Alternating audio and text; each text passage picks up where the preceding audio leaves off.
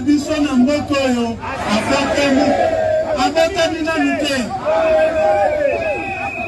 Moto akobangisa IDPS ya kobangisa chef de l'État esika azali abotami nanu te. Oyo bazali kosala wana tozali kotia yango na compte ya exercice démocratique oyo biso tobundela. Totiki bango basala makelele. On ne peut pas travestir l'histoire politique de ces pays. À chaque fois que nous en avons l'occasion, nous devons rappeler que l'UDPS est l'unique parti politique qui a souffert des martyrs dans ces pays. Une génération marquée par l'adversité, l'oppression, les tueries, les tortures et les enlèvements.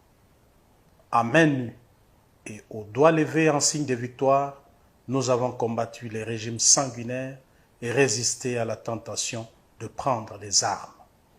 Ne pas avoir versé du sang des Congolais pour accéder au pouvoir est pour nous à la fois une question de conviction, de patriotisme, d'honneur et de fierté.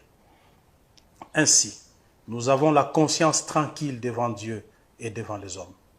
Sauf mauvaise foi, nul ne peut nous contester la paternité de la prise de conscience démocratique des Congolais, de la liberté d'expression et du pluralisme syndical.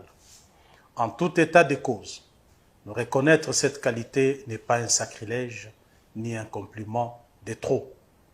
C'est plutôt le juste retour des choses, car nous n'avons fait qu'assumer devant l'histoire ce qui est notre devoir de citoyens. Il faudrait bien lire les signes du temps.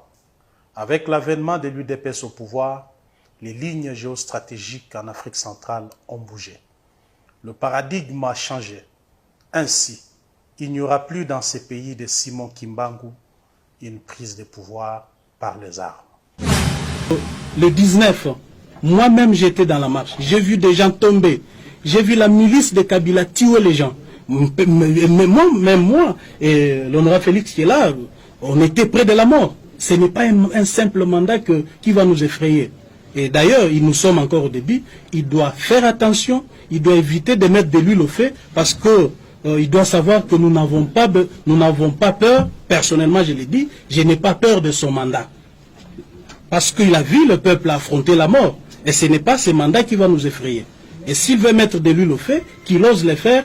Et aujourd'hui, ce que nous pouvons demander, c'est que la communauté internationale, qu'elle ne puisse pas s'arrêter à des sanctions, mais qu'elle vise Kabila, parce que c'est Joseph Kabila qui est à la base de tout ce que nous connaissons au pays.